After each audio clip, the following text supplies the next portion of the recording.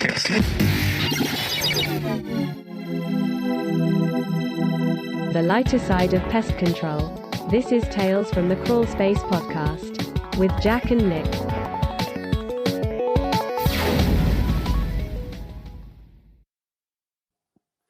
Hey, and welcome to Tales from the Crawl Space podcast. I'm Jack, and that's Nick. Hello, welcome. And we're here again for our next episode. I think it's episode 5. I've had a couple beers, so I'm not quite sure. And I sound like shit today because I am on my phone instead of my laptop with my podcast mic because I am down here in Virginia, stuck in the middle of a snowstorm, working on my rental house, and I don't have any internet or anything, so I'm on my phone. So you're gonna have to forgive the sound quality. Problem. We'll forgive you. Yeah, well, you know. But Nick, we have to give Nick credit for having a Hank Hill ass because he wants to pick on me for being every fireman's dream.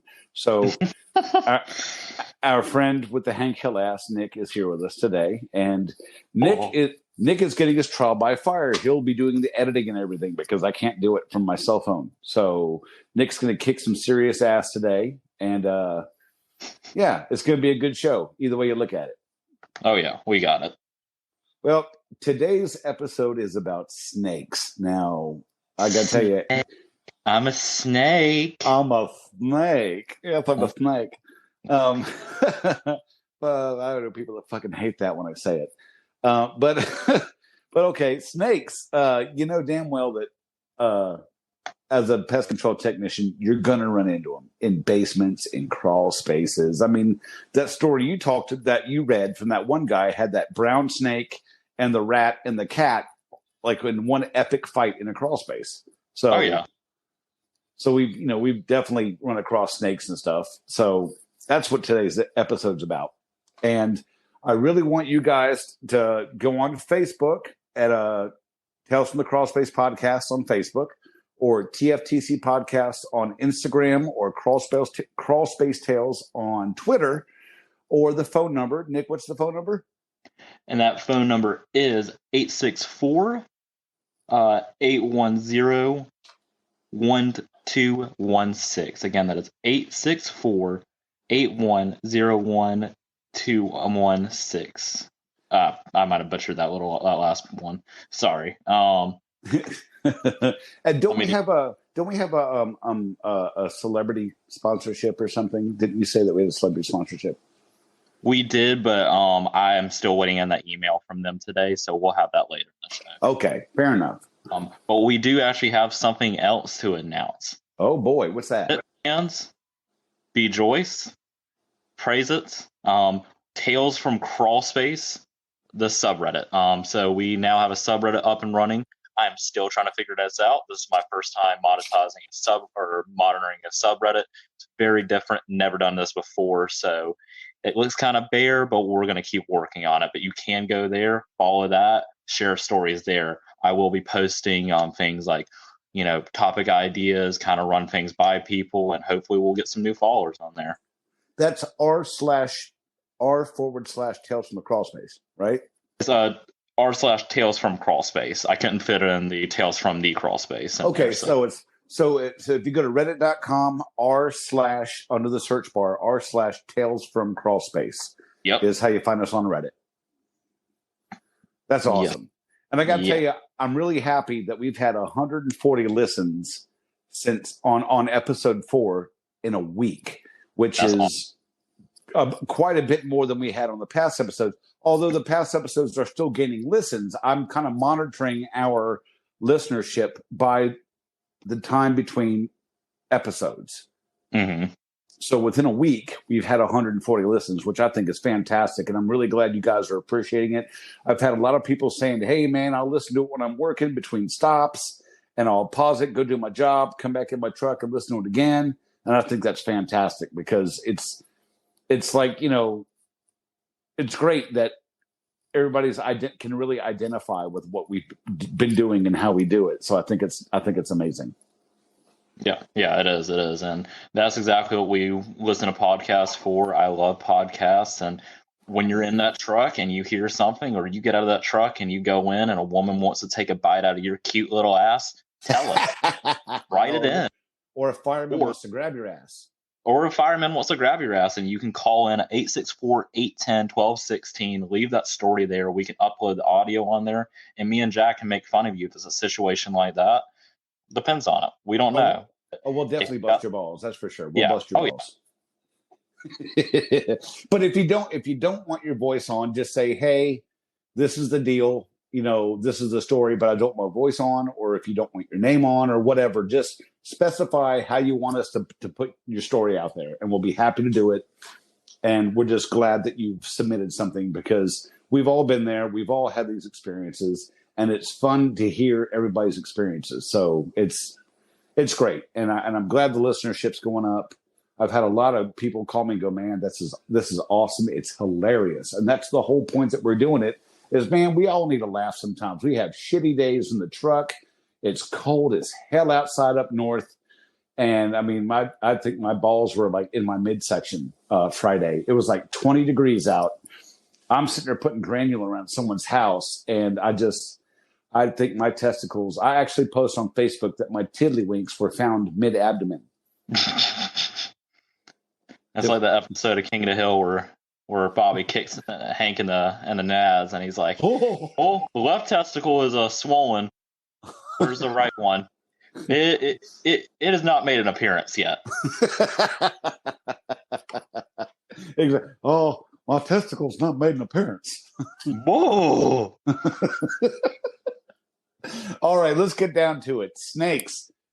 The most snakes I've ever seen in one place, other than the Indiana Jones movie, is we were doing a tent fumigation in Leesburg, Virginia, a really old house with a rubble foundation and a dirt floor cellar. Now, what I mean by rubble foundation is it's not concrete, it's not cinder block. They used hand-hewn stones and kind of built the foundation out of rock, just rock that they like stacked on each other. So, okay. And with houses that are old like that, you get moisture in the basement, and water runs out and washes dirt out from between the stones. So you get these gaps, places for snakes to hang out. Well, we spent the day getting this gigantic tarp over top of this building, put the weights on the tarps around the base of the house to seal it off. And the basement was like a dungeon as it was.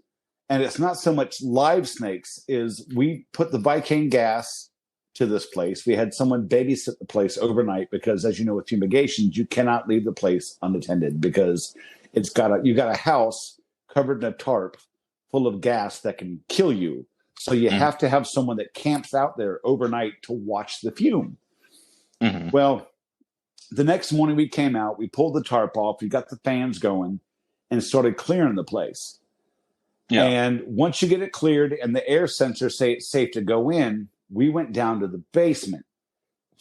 There were upwards of 35 dead snakes in that basement that came out of that rubble wall. Oh, my God. 35 of them. I mean, just all dead, laying all over the place. None of them were twitching or struggling. They were all gone because, that Vicane does not fuck around at all. Yeah, fumigation doesn't fuck around. We don't do fumigation in my company. We don't even try. Well, there's a company that is the opposite direction of Eastern that had two guys that were doing a fume, and apparently the story is that they were worried that the pilot light was left on the stove, so they thought they could put on respirators and go in there and turn off the pilot lights, and they both checked out. They both shit the bed when they went in the building because there was Vicane in it. So that stuff doesn't mess around. So yeah, don't fool with Vicane.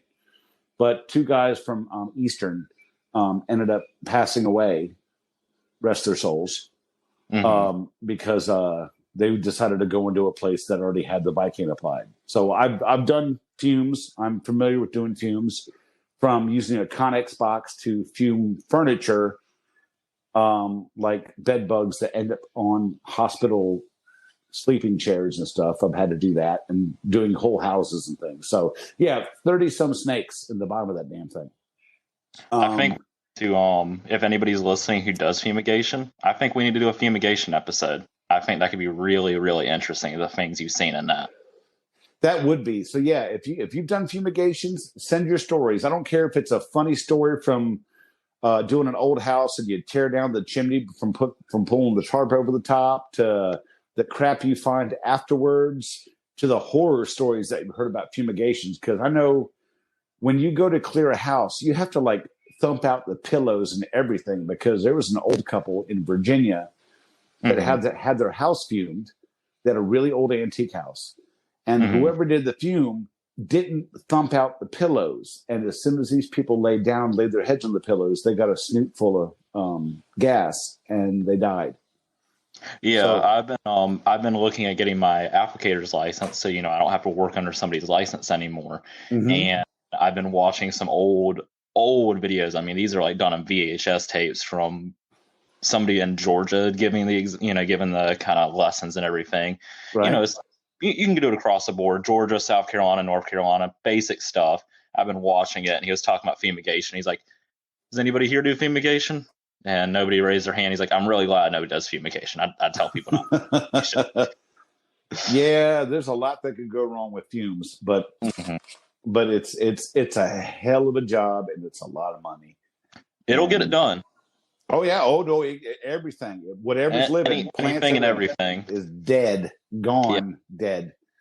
I would like to try to do it out one day, but right now, no. I want to be a little more experienced before I even try to do anything. Well, you can just go and watch people do a fume, because it's a huge process just to get the tarp over the house. You need someone on the roof passing it over the other side, and then you got these big sandbag weights. You got to anchor the tarp down around the house and make sure it's all sealed off. You have to open all the cabinets, open everything. People have to prep the house beforehand. It's a big, huge deal doing fumes. So, but that aside, and you can cook meth in the house too from Breaking Bad. Yeah, of course you can. Yeah, and it's that crystal blue meth, the good stuff. We don't want just cheap white shit. I want the good stuff. And we are going to do an episode on that in the future. We're going to talk about kind of King of the Hill, Dale Gribble and his pest control company, but we're going to talk about Vomit Pests. We're going to kind of do a pest control in media. So if you guys actually have any submissions or anything like that, any ideas of like, oh, I saw this, let us know about it and we'll talk about it. We'll try to check out an episode, a movie, whatever the media is. Oh yeah, that's talk awesome. About that. I want to see how we're represented on the big screen or on the small screen. Arachnophobia, all kinds of that'd be great. I would love that. That sounds like fun. I do want to say something serious. I can't remember the gentleman's name, but I did read in the news that a gentleman down south was doing pest control and was shot and killed by a guy at the apartment complex. Now, I'm sorry I don't have his name off the top of my head, but apparently he was a guy that was really well loved by his family. He was very good at his job, and he'd always try to share his faith with people, and he lost his life doing his job. And it's a damn shame, and my heart goes out to him. He was newlywed with a young baby, and it breaks my heart that a guy that's in our industry lost his life over something like that. Yeah, it's it can be a dangerous job. I don't think it's dangerous as EMS or police, police, firefighters. It's a necessary job, but we got to be careful. Yeah, careful. I think I saw the post on Pest Control Fraternity on Facebook. Yeah, I think I might have found it. Worker killed, man arrested. It looks like it might have happened. Is Georgia? Yeah, it looks like. Let's see. You can go ahead and read, do your next story, and then I'll have this article pulled up for us. Okay. Now, I'm going to let you know, I have a couple stories of my own from my own personal experience, and I do have some stories that were submitted from people on Facebook, which thank you both very much. They both gave me permission to use the name. I'm incredibly indebted to you for helping us with this show and helping make us successful. So we're definitely going to get to your stories. I've got two of them that are really good. But mine, I was going up to a house in Claremont, Maryland. This old lady who couldn't get around very well, her husband had passed away, and she was finding mice that were coming up from her basement, up under the basement door into the first floor of the house. And so we were out there for a mouse problem. And she's like, yeah, they come down up from the basement. I'm like, when's the last time you went to the basement? She goes, oh, honey, I can't get up and down those steps. I haven't been there since before my husband died. I'm like, okay, well, then I check it out, see where they're getting in. Yeah. So I went down to the basement, and the first thing I saw, and this is no shit at all, there was a snake skin, and if I'm correct, floor joists are 16-inch on center, right? I think so. Floor joists they're 16-inch on center.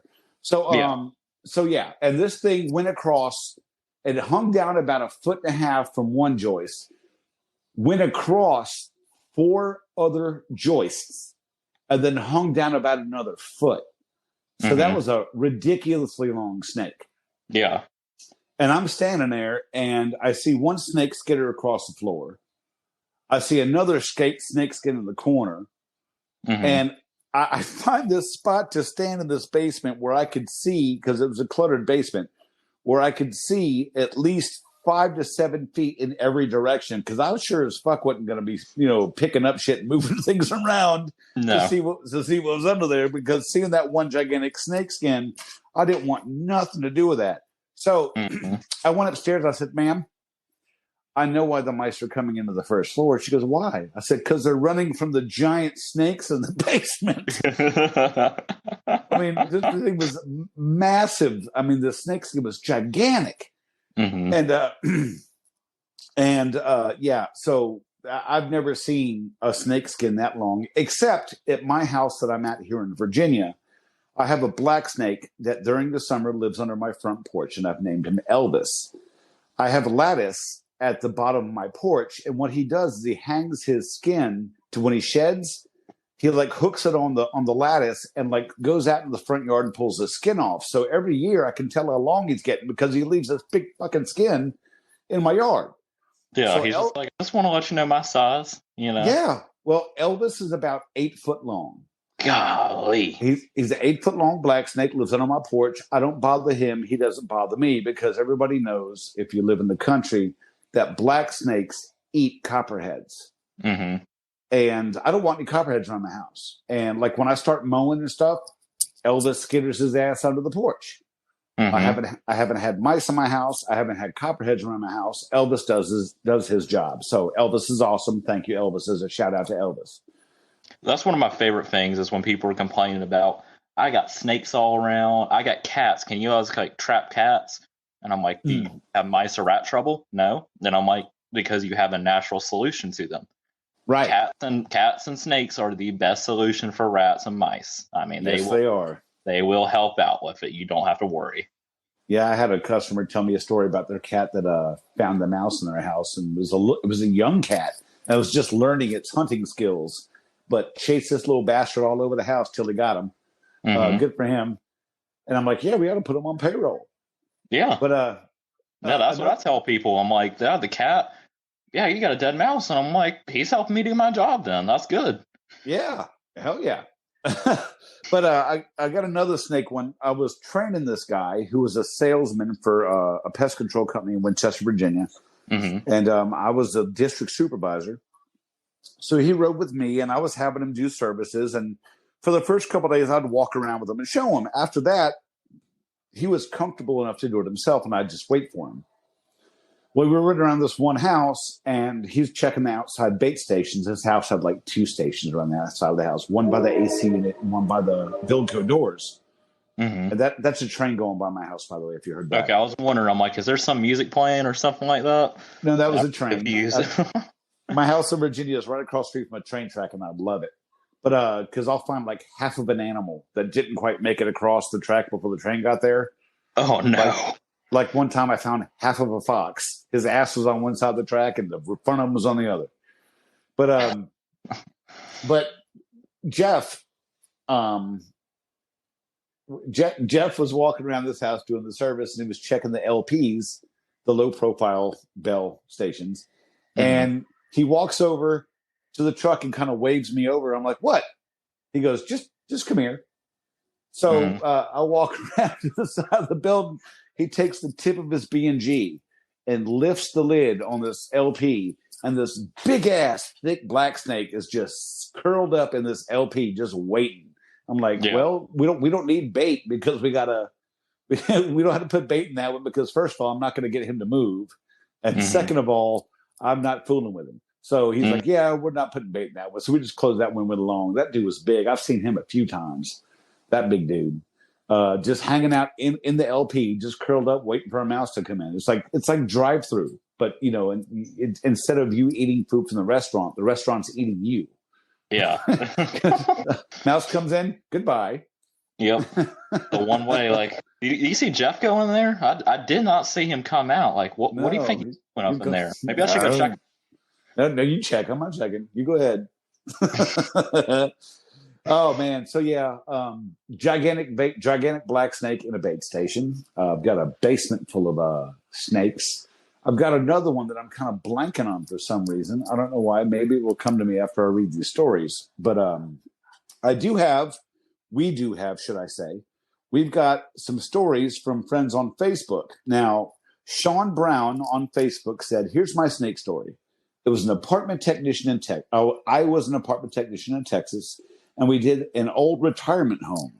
The retirement home was 3 stories. I had a lady who just moved in and told the office she had a snake in her apartment. I was a little hesitant to believe it because, of course, she's on the 3rd floor and it's unlikely there's snakes climbing into her apartment. So I go knock on the door and the lady opens it up, frantically screams that there's a snake in here. I'd tell her to calm down, and I spent 45 minutes in this apartment flipping everything around, looking on her furniture. And I mean, I looked everywhere and saw nada. So I set up some sticky pads and moved on. This went on for 2 more weeks. Eventually, I just sat stickies everywhere, and there was at least 30 or 40 throughout the apartment. And the office manager and the leasing agent are making jokes about her, saying that she's crazy and there's no way, yada, yada. So we did that property on a Tuesday. Friday rolls around and I get a call from our office manager saying the property called and if I could make a trip out there. So I called the office manager and she says in the most I can't believe it voice I've ever heard, "You caught the imaginary snake, Sean." To wrap it up, the lady brought a rat snake in a box from her last home and it was in the apartment. Shit was crazy. For a month, man. So it was her own snake that she had loose in her apartment. She brought it in with a box when she moved in. So yeah, that's the kind of shit we deal with. I mean, people bring stuff from mice. I mean, I had one where a lady brought down boxes from the attic and they were full of mice and she opened the damn thing up. The mice went all over the place. So I mean, you usually hear about German cockroaches and bed bugs being traveling pests, but I've never really thought of a snake being a traveling pest. Yeah, I agree. Okay, that's a new one. I got another one, and this is the comedic one, which I think is pretty funny. And Jerica Zuckerman on Facebook said, "Newbie, like 2 months in, went for a client inspection for rodents. He told me about the snakes periodically in the basement due to the rodents." And that's the thing. I'm going to stop right here.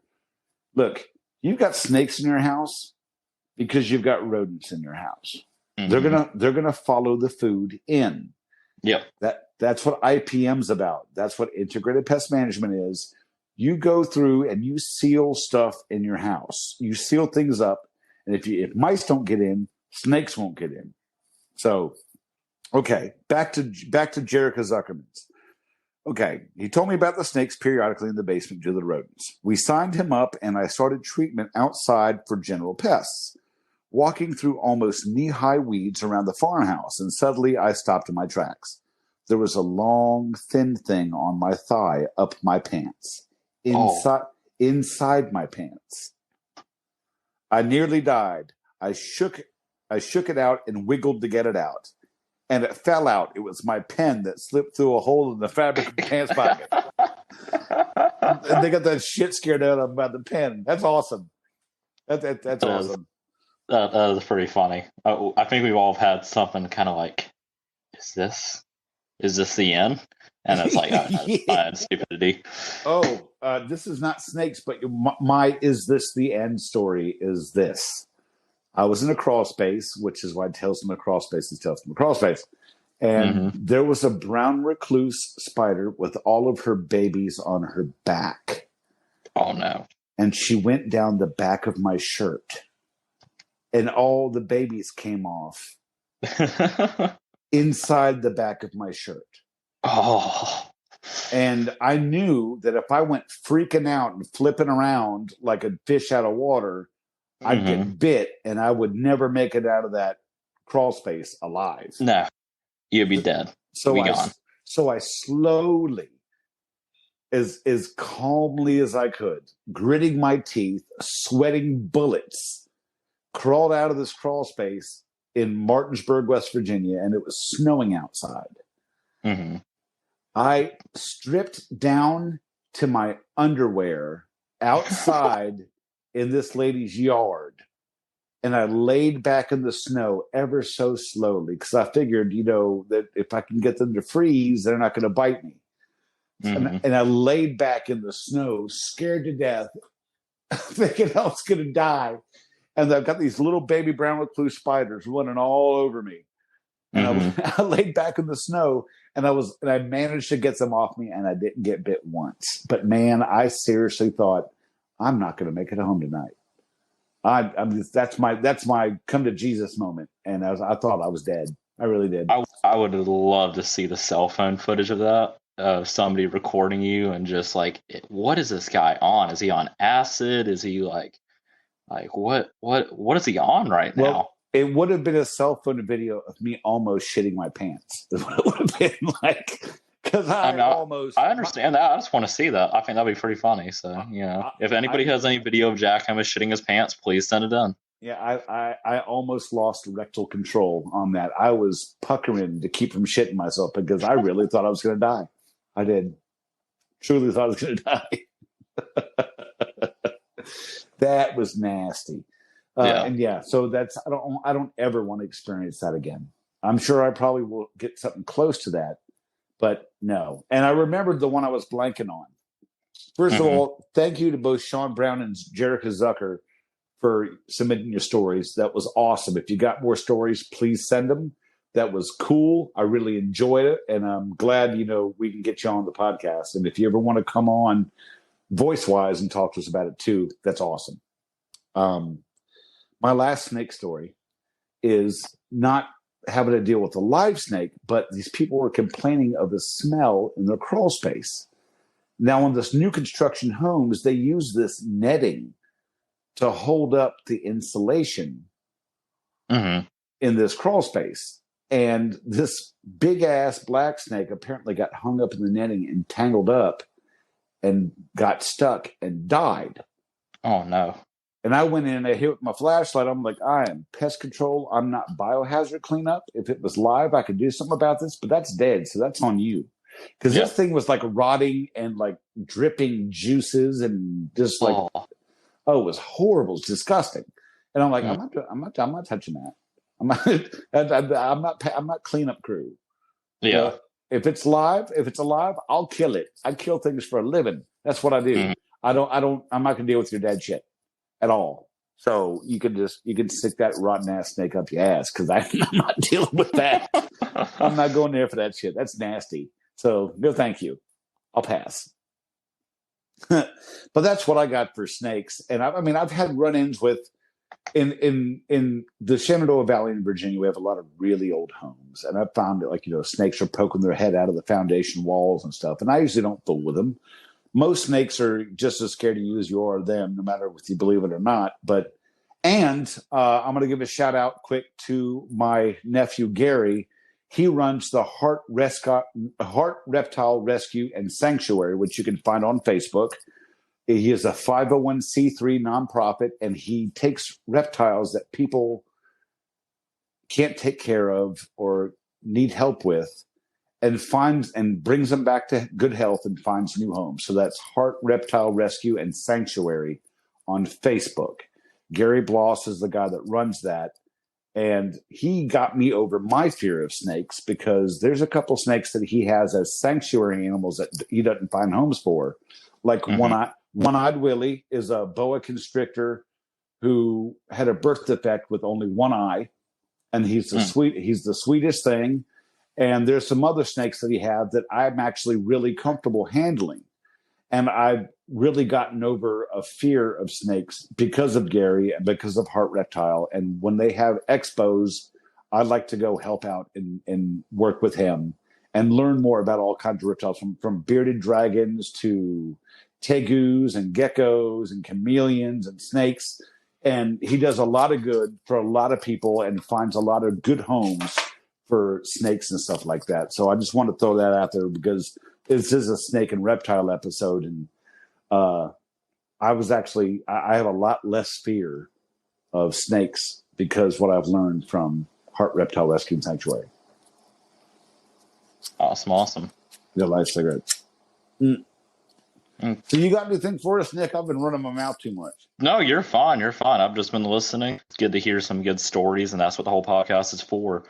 So I do have a couple. I'll go ahead and start out with some of my rookie stuff. Of course, where's the most common place you're going to find a snake? A bait station. So I have this one apartment complex that I've never really run into a snake in the job before. And this apartment complex had probably about 20 to 30 bait stations, probably about a dozen buildings, something like that.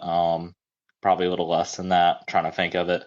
And so, every week I would go change at a certain number of bait stations, just change them out. Well, I pop open this bait station, take the bait, about to put it back in there, and then I'm like, there's a snake. So I kind of just jump back and I'm like, oh shit. Luckily, it was just a little brown, it was a little brown water snake, it wasn't nothing.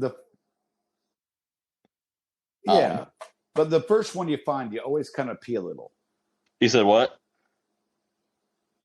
The first one you run across, you always kind of pee a little. You kind of, we'll tickle them. It scares the shit out of you. You're like, okay, this is a little scary.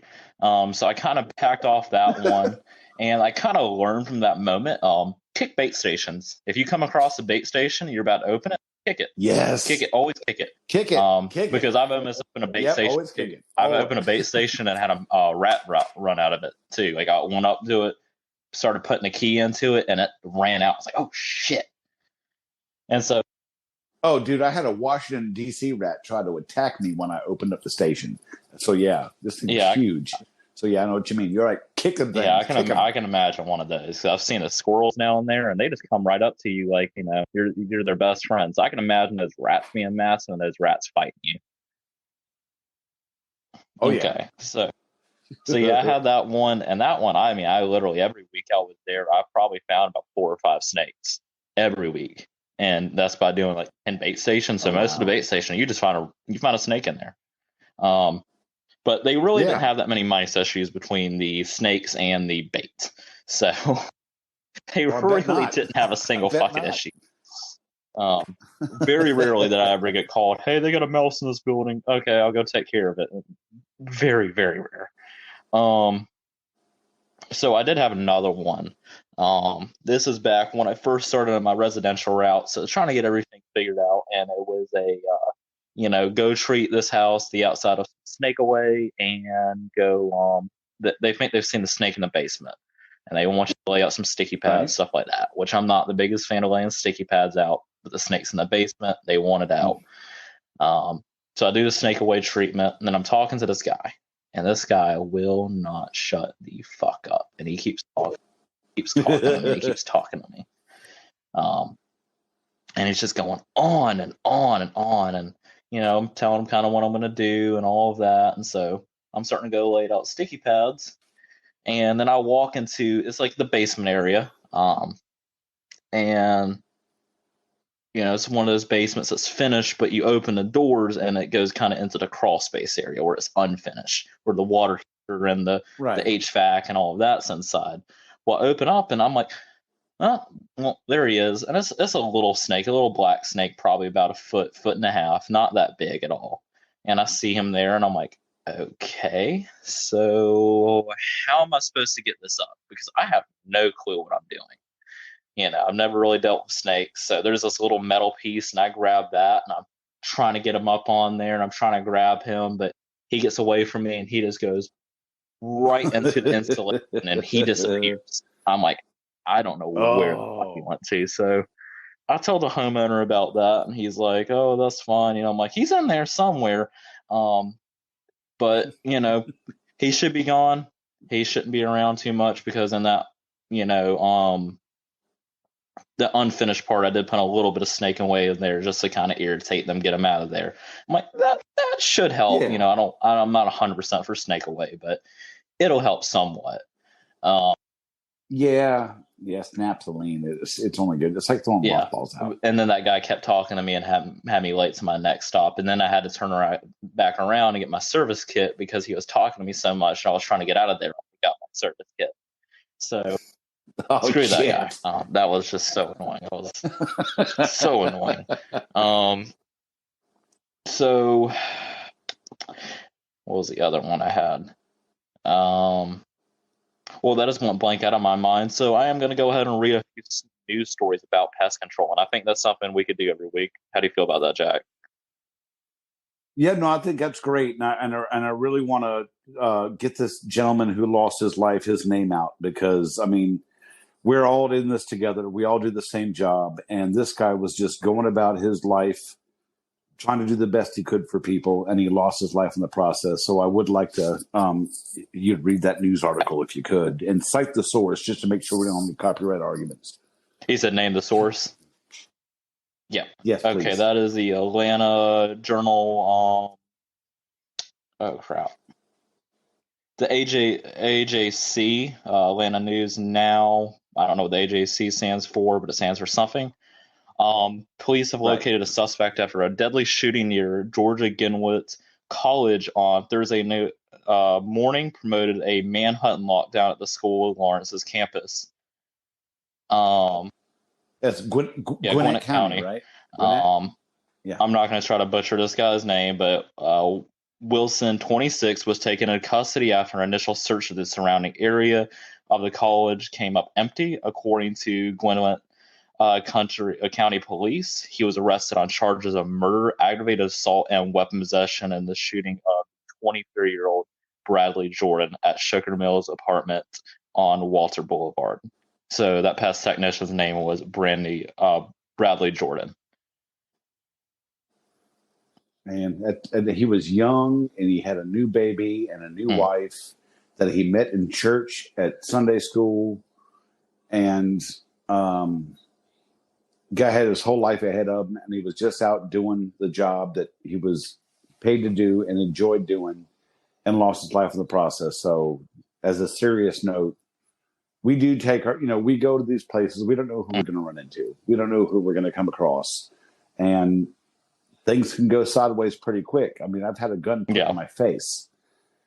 I could have not gone home that day. So if y'all think about it while you're all out on your routes today, or whatever day you're listening to this, just tip your hat to this guy. We lost a comrade in arms. So, be careful out there. Announce yourself. Maybe instead of just saying pest control, say exterminator, bug man. You may not like the term bug man, but bug man sounds farther off than police do. So sometimes people are just having their guns out because they may have had trouble with police before. And I haven't had a gun pulled directly in my face before, but I've had about 2 or 3 times where I know a gun was present and when they opened the door. So be very, very careful out there. And if you're uncomfortable, walk away. Call your office and just step out of that situation. Don't put yourself in the position where you get your hurt. life is not worth not worth getting rid of some of these bugs. It's not. Oh, fuck no. No. And that's a few times we're going to be serious on this show, but if something like that happens, I want to make sure that person gets credit for being a brother in service like we are doing the type of work we do, because we do take care of public health and safety. And we're important in the general scheme of things. And this man was important as well. And he lost his life in the process. So I'm keeping his family and his memory in my heart because of what we've lost. Yep. Detectives believe that Jordan was at the location for his pest control worker when he was approached by a Wilson, outside of one of the apartments. At this time, murder was not clear. Wilson, who was homeless, was quickly identified by police, who followed up on evidence at the scene. Jordan was found dead at the apartment complex shortly after 10 o'clock. Officers were called to investigate after someone heard a gunshot. Lawrence was found lying at the bottom of the stairwell. Kind of went into just details of the school being put on shutdown. And the gentleman is being held without bond. So yeah, just be really careful out there. Brothers and sisters in pest control, you matter. And yeah, just be careful out there. It's a public service job. You're going where people live. Some people aren't right. Some people, may be homeless and may be off their medication, and they may be on certain drugs or alcohol. People may be in trouble with the law at their apartment complexes. We do a lot of Section 8 communities, and just need to be really careful and kind of always have your eye out for people. Yeah. Every door you go into, you're going in blind. So carry a pocket knife, carry, what's the name of that stuff? Pepper spray if you can by your company. Mace. Yeah. Of course, don't carry a gun into somebody's house, but, always have something kind of on you, kind of keep yourself protected. That won't, you can't take a gun to a knife to a knife to a gunfight, but, keep yourself protected. Right. And discretion is the better part of valor. So if there's someone you're uncomfortable with and you need to get away, get away. Call your boss. Tell them what's going on and tell them why you're uncomfortable. No one's going to bite up your ass if you don't feel safe in a place. So discretion is the better part. And if the company you work for does decide, that no, you need to go back in there, find a new job. Find somebody that respects you and cares for you. My company, they care and respect for me enough that I've had a situation where I've had two people screaming and approaching us and telling us to get the fuck out of there. And you know what we did? We got the fuck out of there because I don't know if they're actually going to assault us, but they could. Right. Exactly. So just don't even if you can avoid that situation and ahead of time, don't put yourself in that. So that was our serious moment, our rare serious moment. But if something else like this comes up, we're going to definitely give props to the people who have put themselves in harm's way. So thank you for humoring us long enough to listen. I did have another serious one if you want to go ahead and prove that, Jack, with the pest control technician that led to a death of a dog. Do you want us to read that one off or no? Yeah, Did you hear about that one? Yeah. No, I didn't. Okay. This was out in Arizona. Peoria, family members are mourning the loss of lives of their dog and pointing the finger at the pest control company they claim let their dog loose while working at their home. Now, they said the company isn't doing much to help, and they're considering legal action for negligence. The Woodman family said they repeatedly told the pest control company to let them know when they would be coming back to their homes so they can make sure their dogs were inside. Not only did that happen, but the pest control ironically called. Do you want me to read off the name or no? We're going to keep that out of there. Made a mistake that cost the family their 4-year-old lab life. So basically, just be careful out there. Be careful with other people's pets you are in other people's homes, and if you have in your pest pack notes or anything like that says call them when you're on your way, make sure you call them. Be careful out there. Yeah. And don't do like some dumbass that I found out in Pennsylvania that worked for Pome Hairmount. Oh, that's what I'll call them, Pome Hairmount. Pest control. And put fucking mouse stations, the little tiny mouse stations outside around the house. People can pick those up. Dogs can pick them up and chew through them and stuff. Don't do that stupid shit, man. They make exterior stations and duckbill anchors and ground stake anchors for a reason. They even have bait stations with fucking cinder blocks in the bottom of them just to weight them down. Don't put a fucking mouse station outside. If I hear of someone doing that and I know who it is, I'm going to smack them in the fucking mouth because that's just, you don't do that. Mouse stations don't belong outside. They belong in basements and crawl spaces and stuff like that. You put the big fucking stations outside. Don't do that shit. But yeah, so that's what I got. People are stupid. I don't know if the company encouraged that or the technician just did it because they don't know. But man, think about the ramifications of what you do Mm-hmm. and how it's going to affect things when you leave. Because that's why I hate that soft bait like First Strike and stuff. Man, mice can drag that stuff out of the station, and it's a pretty blue color, and kids can stick it in their mouth. Animals can eat it, like your cats and dogs and stuff.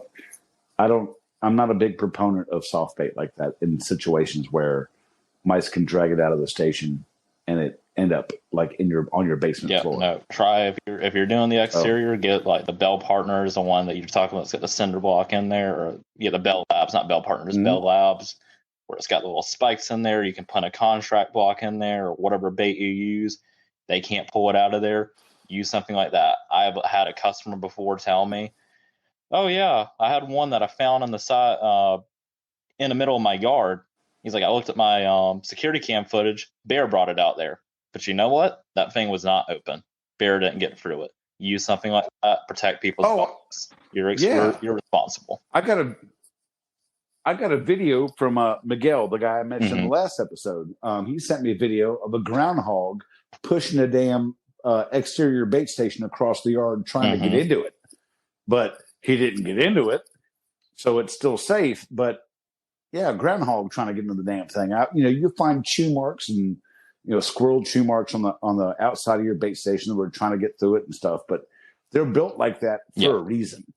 So yeah, just be careful out there, because what you do and the things that you kill things for a living. Kill the right things. So yeah, kill the right things. Exactly. That's the right thing. That's kill the right thing. Exactly. Nick had it right on the head. So, but that's what I got for snakes. And I've had my serious moment, and my heart broke when I read that story about that guy that got killed. And I want to make sure that we mention him, because he deserves recognition for doing a job that he loved, for a family that he loved, and lost his life in the process. Yeah. And, with the dog, just be really careful. I know whenever I enter into a fenced yard, even if I don't see the dog, I always close the fence behind me. Close it. Every time I go back and forth, if I'm putting granular out, I'm sweeping out spider webs, whatever. Close the fence. You don't know what to get out. You don't know if they just are going to let the dog out by mistake. About 5-year-old little Timmy lets the dog out. It runs right out and gets hit by UPS going down the road. Be responsible. Man, I tell you, I told this to a customer this past week. I've chased a dog once because I left the gate open, and I spent half the day running this fucking dog down in a neighborhood, and I will not do that again. So I don't care how many times I have to go through that gate. I latch it back behind me every single time. Oh man. So yeah, that's what I got for snakes. Your show is next week, so we're gonna go with what you think you want to do for a show next week. Well, I talked to Brad from the Facebook group, the Pest Control Humor Depot, and he said he would be willing to come on, and I think we're going to do commercial routes, commercial stops, all that type of stuff. I think we can get something a lot better out of that. It won't be as depressing as this week is. Oh, I got a George's Chicken, which is a chicken processing plant. So a chicken slaughterhouse, basically, for a commercial account. I got some stories about that. Oh boy, do I have stories. I can get some. I got to be really careful with the name of it, but I can. I'll tell you off the clock about that one, Jack. But I got one that we could probably very big account that we could probably get some stories out of. Yeah. Oh, good. And I would love to have Brad Harvey on here. Brad's been so good about letting us promote the show on his Pest Control Humor Depot page, and he's been a great friend to us. And I mean, it's because of him and his page that we've been able to get the word out about the show the way we have. So I really look forward to having Brad on the show next week. Yeah. As long as you still want to come on, Brad. If not, that's okay. We're going to have an uprising on the Facebook group. So come on. Yeah. Oh yeah. We're gonna annoy you until you give in and decide to be on the show. Okay, I got a couple last things to plug before we're done. We did get a Reddit message from One Hot Ruben. when I first saw that pop up, I was like, is this like some type of like a sex bot or something like that messaging me saying she's a single mom, married or something? Hey, baby. She wants to take a bite of that sweet ass of yeah. yours. She wants to take a bite of that Yeah. sweet ass. But he just sent in, hey, buddy, just want to send a quick text while I'm driving my next stop. I'm loving the podcast so far. Wanted to say great job. I dig the shop talk vibe that it has. I heard Jack talk about Virginia a lot. I'm actually from there and got my start in Winchester. That's where I'm at. I'm in Winchester right now. What's this guy's One name? Hot Ruben, I don't have his actual name. Okay, well, yeah, one Hot Ruben, email us at talesfromthecrawlspace@gmail.com because I might very well know you because I've worked pest control in Winchester for quite a while. So please email us at talesfromthecrawlspace@gmail.com and let's see if we actually know each other. Yeah, and I'm gonna go ahead and get him a message sent on here on Reddit. But if you got any stories from commercial accounts, please send them in. Sam Squat shit did message me. He unfortunately did not have any snake stories from where he's at. But I always love mentioning that name. It always cracks me up every time. And he's a very active listener and he's very good about commenting on stuff.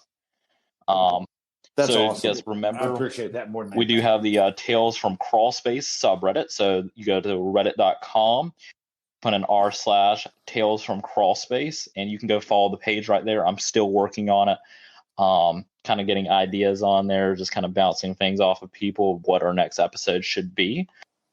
And remember, we do have a Reddit page. Just go to reddit.com, r/Tales from Crawlspace.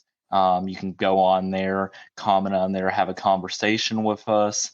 And I have just had a couple of topics posted on there. So about a future topic of pest control and media.